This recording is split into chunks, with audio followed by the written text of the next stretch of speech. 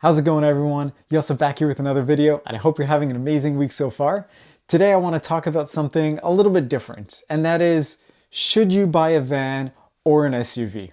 And I know this thought probably has come across your minds several times, and there are a lot of people who would say, Yosef, you're crazy. Why would I want to buy a van? Those are ridiculous. Those are for people who have given up on life. SUVs are so much better, so much more interesting and exciting to look at and drive, but are they? And today I want to dive into that in a little more detail and figure out, is it really worth getting an SUV over a van, or are we overlooking something amazing here? So, first of all, I want to talk about the types of vehicles that they both are. Now, if you look at the marketing collateral that these companies put out there for SUVs and vans, they sort of paint a picture of a specific type of person that these types of vehicles would be good for. If you look at the van, for example, the van is for someone who really has a lot of stuff, has a lot of kids, a big family, somebody who enjoys going out and making big trips and likes to stuff as many people and things in the back of their van as possible. And it's perfect for that because it gives you so much space. You get this big boxy shape that allows you to maximize the interior volume, gives you a lot of seats. Most vans have between 7 or 8 seats. And so you've got this really awesome opportunity to go anywhere you like with lots of people and lots of stuff. Now let's look at the SUV on the other hand. SUVs are designed for people who love adventure too, care more about styling, more about driving dynamics, but also need the practicality of having some room for some friends and some stuff in the back. And so you have this really great lifestyle vehicle that you can drive around, go to the cottage, take on trips, long road trips, and really be able to take everything that you need and the people that you need in there as well. And SUVs come in all different shapes and sizes. Now they've got small ones, they've got medium-sized ones with 5 seats and 7 seats, and you've got large ones that have even more space behind them. So you're really covered in terms of SUVs and vans. But the critical thing is, one of these vehicles sells in the millions, and the other one, not as much. Vans don't sell as much as SUVs. It's a fact. And the big question is why? Because on the face of it, when you look at them, they are both relatively large. They both have the ability to accommodate 5 or 7 people, depending on the configuration that you get. And in most cases, they have the ability to carry a lot of good stuff in there as well. And so the question is, are they really that different? And does it really matter for the average buyer who's going out there to shop for an SUV or a van, which one they pick? So let's think about that in a little more detail. If you look at an SUV and you take a look at the way that it's shaped and sized and the way it looks and the way that it drives, to be honest with you, I've driven hundreds of SUVs. I've driven lots of cars and I've driven lots of different types of vehicles. And although SUVs are supposed to drive way better than vans when you compare them to cars, they really don't drive that much better. If you really cared about performance and driving dynamics, why not just buy a car? Why not buy a performance sedan? Why not buy something like a station wagon that's a really high performance version of a regular car? Those vehicles have great styling, they have incredible performance, they have the ability to go on a racetrack and outperform a lot of other really cool looking cars. And so why not? Why not get one of those? And I think the answer is that a lot of times people still care about that extra space because at the end of the day, the SUV is a little bit taller, it's got a little more cargo volume than a performance sedan or a performance station wagon like a Mercedes-AMG wagon or an Alfa Romeo Giulia Quadrifoglio or something along those lines. People tend to go for those bigger vehicles because they want to be in comfort in the back. They want to have the tailgate that opens up and gives them so much more space because it's a taller vehicle. And they want to have the ground clearance for driving in the winter. And they want to have all these extra added benefits. So I know you're probably thinking, Yosef, well, they already fixed that problem because instead of just buying a regular SUV, you've got things like the Lamborghini Urus, you've got the new Ferrari Purosangue, you've got all these really cool Aston Martin DBXs, all these great performance SUVs that now do way better on the performance side, but also give you the practicality of having an SUV and all that other space.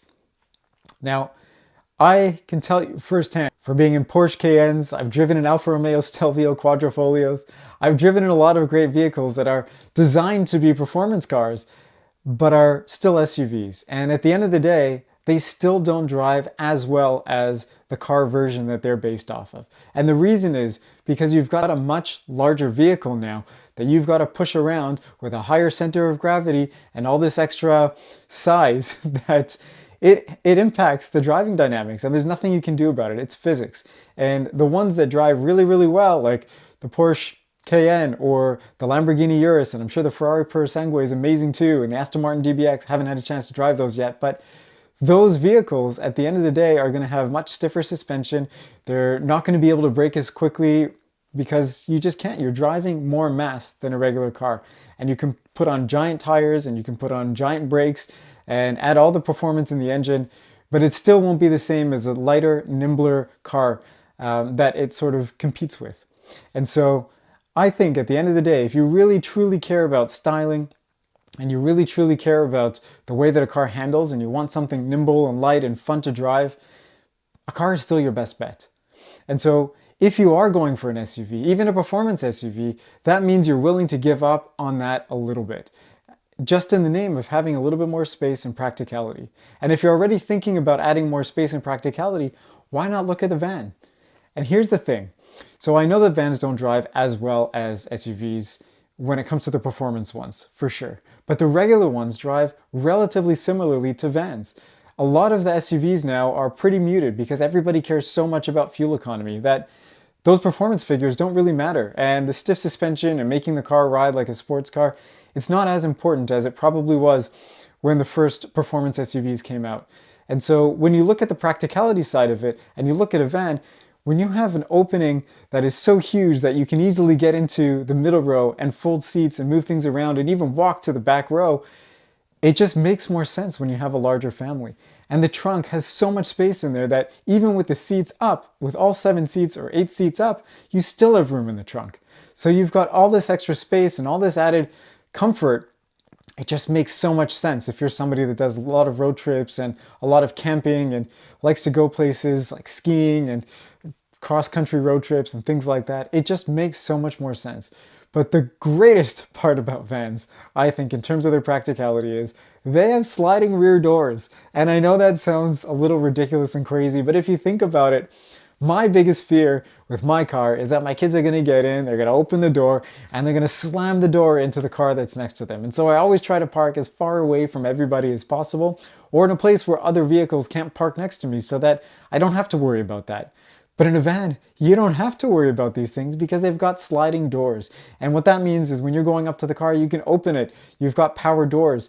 And when they slide, you can be inches away from the car next to you and there's still room for people to get in and out. And you don't have to worry about that problem. So there's a lot of really good benefits, obviously, that come with vans. But the number one thing I think that pushes people to buy vans over SUVs is this. There are 2 types of people in the world when it comes to buying vehicles. There are people that buy with their head, and there are people who buy with their emotion, with their heart.